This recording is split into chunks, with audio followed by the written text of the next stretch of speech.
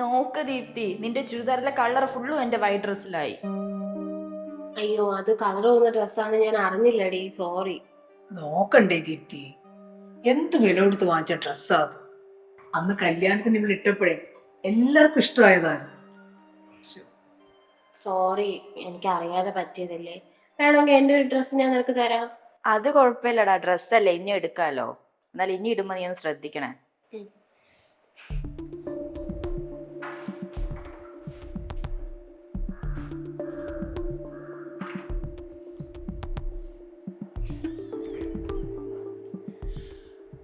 എന്നാലും നീ പണി പറ്റിച്ചല്ലോ. നിന്റെ കളർ കൂടെ ഡ്രസ്സ് തന്നെ എടുത്ത എന്റെ കൂട്ടത്തിലിട്ടല്ലേ. അവളെ അന്ന് കല്യാണ വീട്ടിൽ ആ ഡ്രസ്സ് ഇട്ട് ഷൈൻ ചെയ്തപ്പോഴേ ഞാൻ നോങ്ങി വിട്ടതാ. ഓ, അവളൊരു സ്വന്തരി കോത. അവൾ ഇങ്ങനെ ഡ്രസ്സ് ഇതാണെങ്കിൽ എനിക്കൊന്ന് കാണണം.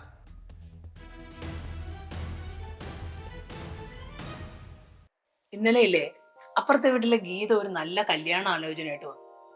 നല്ല കുടുംബം, നല്ല ജോലിയുള്ളപ്പോ നമുക്കിതൊന്ന് ആലോചിച്ചാലാ. എനിക്കിപ്പോ കല്യാണം വേണ്ടപ്പേ.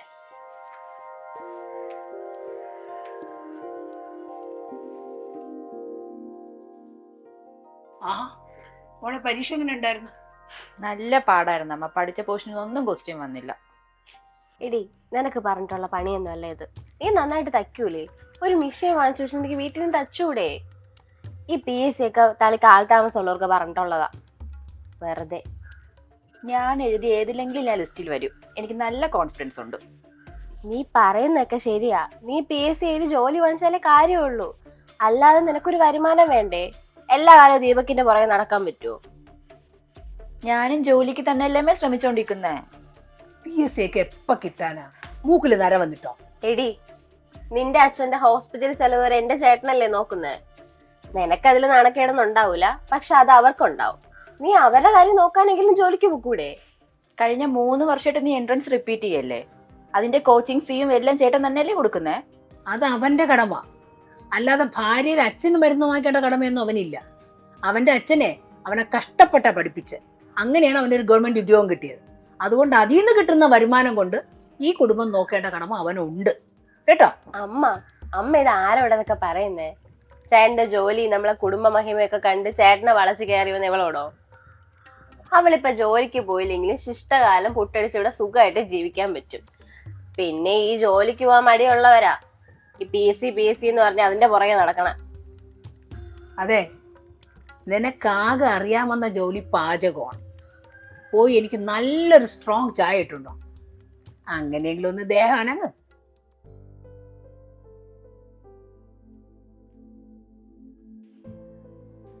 കുറച്ചുകൂടെ താന്നു കൊടുത്താലേ ഇവളൊക്കെ കയറി തലയിരിക്കും അമ്മേ.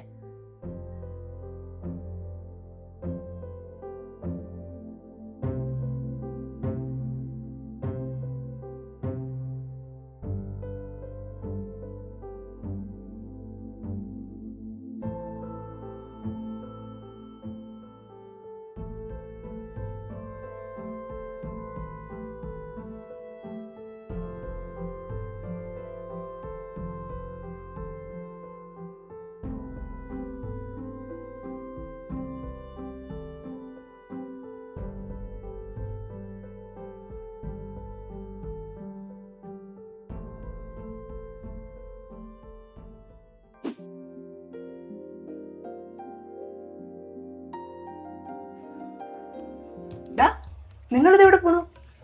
ചുമ്മാ ബീച്ചിലേക്ക് ഒന്ന് കറങ്ങിട്ട് വരാന്ന് വിചാരിച്ചു. എനിക്ക് വെയിറ്റ് ചെയ്യ്, ഞാൻ ദീപ്തി കൂടി ഇപ്പൊ റെഡിയായി വരാം. അല്ലമ്മേ, അത് ഞങ്ങള് മാത്രം പോയിട്ട് വരാന്ന് വിചാരിച്ചു. ഓഹോ, അപ്പൊ അങ്ങനെയൊക്കെ ആയ ഈ നമ്മളെ ആയിട്ട് 1 മാസേ ആയിട്ടുള്ളൂ. അതുവരെ ഞാനും നീയും നിന്റെ അനിയത്തി മാത്രമേ ഉണ്ടായിരുന്നുള്ളൂ കേട്ടോ. അങ്ങനല്ല അമ്മേ. എടാ, നിന്റെ അച്ഛൻ ഉണ്ടായിരുന്നെങ്കിലേ നിന്റെ അടുത്ത് ഇങ്ങനെ പുറത്തു കൊണ്ടുപോകാനായിട്ട് ഇങ്ങനെ എനിക്ക് പറയേണ്ട കാര്യമൊന്നും ഇല്ലായിരുന്നു. ശരി, കൊണ്ടുപോവാൻ പോരെ? ശരി.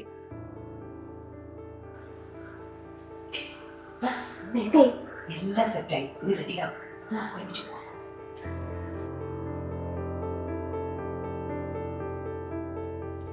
എന്തോ ദീപക്ക് ഇത്, ഇനി നമ്മൾ രണ്ടുപേരും മാത്രം പോവാന്നല്ലേ പ്ലാൻ ചെയ്തിരുന്നേ. അവരെ കൊണ്ടുപോകാൻ ഞാൻ മാത്രമല്ലേ ഉള്ളൂ. കൊണ്ടുപോകണ്ടെന്ന് ഞാൻ പറഞ്ഞില്ലല്ലോ. ഇന്ന് നമ്മൾ രണ്ടുപേരും മാത്രം പോവാന്നാ പ്ലാൻ ചെയ്തേ. എടാ, അവരോട് വന്നാൽ നിനക്ക് എന്താ പ്രശ്നം? വെറുതെ നാത്തും പോരെ കാണിക്കില്ലേ ഹിമേ? ദീപക്കെ ഇന്ന് നമ്മൾ തമ്മിൽ കുറച്ച് ടൈം സ്പെൻഡ് ചെയ്യണ കാര്യമേ ഞാൻ ഉദ്ദേശിച്ചോളൂ. അല്ലാണ്ട് ചുമ്മാ കാട് കയറാൻ നിൽക്കല്ലേ ദീപക്കെ. നീ വരുന്നെങ്കിൽ വാ. നിനക്ക് വേണ്ടി എന്റെ അമ്മയെ പെങ്ങളെ ഉപേക്ഷിക്കാൻ എനിക്ക് പറ്റില്ല.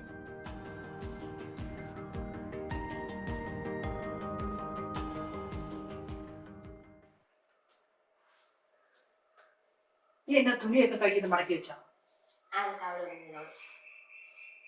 അമ്മേ LDC ലിസ്റ്റിലുണ്ട്. അമ്മ ഇവർക്ക് 12ാം റാങ്കാ. ഇന്ന് നമുക്ക് എല്ലാവർക്കും പുറത്ത് പോയി ഫുഡ് കഴിക്കാം. എന്റെ ഇഷ്ടം. ഞാൻ ഇതുവരെ നിന്നെ എന്തൊക്കെ പറഞ്ഞിട്ടുണ്ടോ? സോറി. എന്നാലും ഞാൻ റാങ്ക് വാങ്ങിച്ചോളന്നല്ലോ. സമ്മതിച്ചു നിന്നെ. ആ അപ്പൊ തലയിൽ ആൾത്താമസം ഉണ്ടല്ലേ ഡി? അമ്മ ഇത് പണ്ട് നമ്മൾ ഗുരുവായൂർ പോയപ്പോ എടുത്ത ഫോട്ടോ അല്ലേ? അവള് കണ്ടില്ലേ അച്ഛന്റെ കൈയും പിടിച്ചോണ്ട് നിൽക്കുന്നത്? ഈ ഫോട്ടോ നിനക്ക് ഓർമ്മയുണ്ടോ? അമ്മായി വന്നപ്പോ ഉള്ള. ഇത് കുറെ വർഷമായല്ലേ ഈ ഫോട്ടോ? ഉണ്ടല്ലോ. ദീപക്, ഞാൻ ഒരു കാര്യം കണ്ടായിരുന്നു. അമ്മയും മോനും കൂടി അതിന്റെ പേരിൽ പ്രശ്നമൊന്നും ഉണ്ടാക്കരുത്. നീ എന്തായാലും പറയേ. ഞാൻ വരുന്ന വഴിക്ക് എൻ്റെ ഒരു ഫ്രണ്ടിന്റെ കഫേ കയറിയായിരുന്നു. അവിടെ വെച്ച് ദീപ്തി ഒരു പയ്യനെയും കൂടെ ഞാൻ കണ്ടു. അവൾ എന്നെ കണ്ടില്ല. ഇതാണോ വലിയ കാര്യം? എടി അത് അവളുടെ കൂട്ടുകാരും വല്ലവരും ആയിരിക്കും. നീ ഏത് കാലത്താണ് ജീവിക്കണ പറ്റി? വലിയ ആന കാര്യം. അതല്ല അമ്മേ, അവർ സ്ഥിരം രാവിലെ അവിടെ പോവാറുള്ളതാ. എന്നിട്ട് പാർക്കിലും ബീച്ചിലും കറങ്ങിയിട്ടാ രാത്രി അവൾ അവിടെ കയറി വരുന്നത്. അവന്റെ ഉദ്ദേശം വേറെയാ. അത് ഞാൻ എന്താണെന്ന് പറഞ്ഞു തരേണ്ട ആവശ്യമില്ലല്ലോ. കാര്യം കഴിഞ്ഞ് അവളെ അവ ഉപേക്ഷിച്ചിട്ട് പോവും. കോളേജിൽ പോലും പോവാതെയാ മോളുടെ ഈ കറക്കം. നീ വെറുതെ ഉണ്ടല്ലോ. അമ്മ മിണ്ടാതിരി. നിങ്ങളാണ് അവർക്ക് എല്ലാത്തിനും വളം വെച്ചു കൊടുക്കുന്നത്. എനിക്കറിയാം ഇനി എന്ത് ചെയ്യണോ.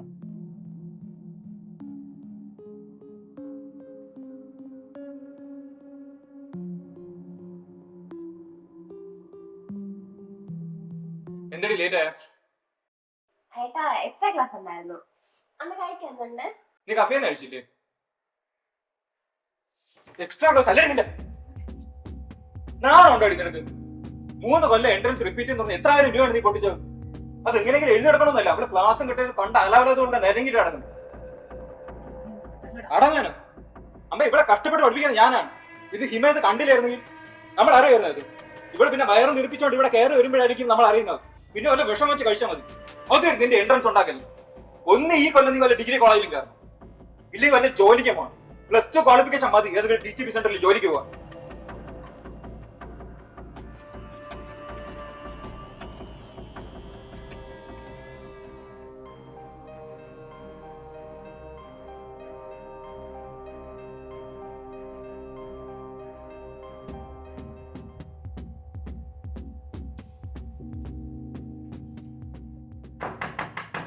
ഏട്ടാ ഏട്ടാ ഏട്ടാ അമ്മയുടെ മാല കാണാനില്ല. മാല കാണാനില്ലേ? എല്ലായിടും നോക്കാം. എടാ എല്ലായിടത്തും നോക്കിയത്. ഇനി ഇവിടെ മാത്രമേ ഉള്ളൂ നോക്കാൻ.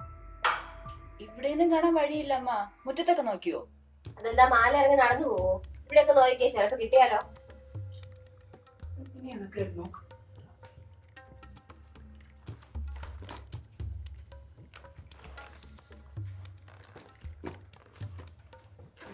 നീ ആൽമാരൊന്നും നോക്കി. അതിൽ എന്റെ സാധനങ്ങൾ മാത്രമേ ഉള്ളൂ. ഒന്ന് തുറന്ന് നോക്കട്ടെ. അതിലുണ്ടെങ്കിലോ? അതിന്റെ അകത്തില്ല. അവിടെ ഒഴിച്ച് വേറെ നിങ്ങൾ എവിടെ വേണോ നോക്കിക്കോ. എന്നെ സംശയമുണ്ടല്ലോ നിങ്ങൾ നോക്കുന്നത്. ചുമ്മാ എന്നെ കളിയാക്കാൻ വേണ്ടിട്ട്. എനിക്ക് കാണണം. തുറക്കും.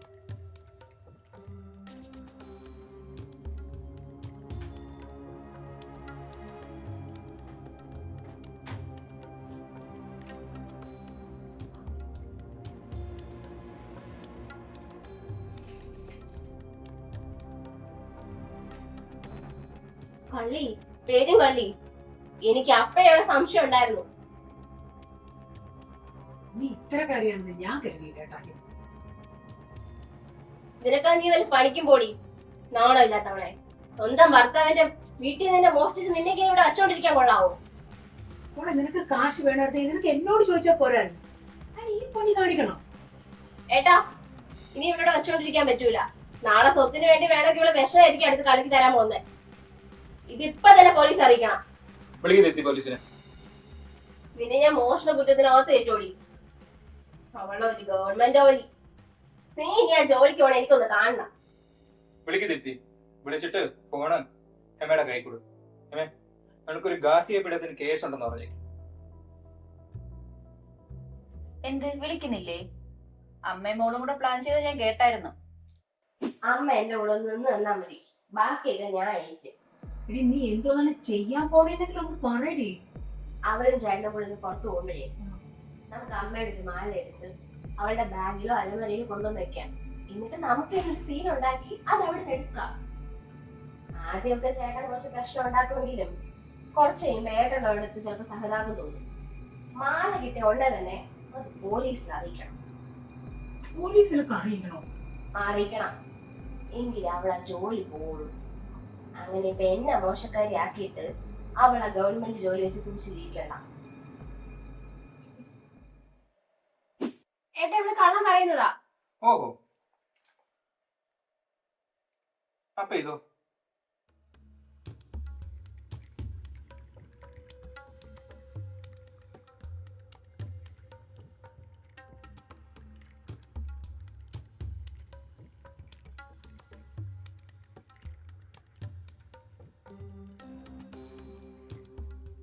നിങ്ങൾ ഇത് പ്ലാൻ ചെയ്തപ്പോഴേ ഞാൻ ദീപകിനോട് പറഞ്ഞായിരുന്നു.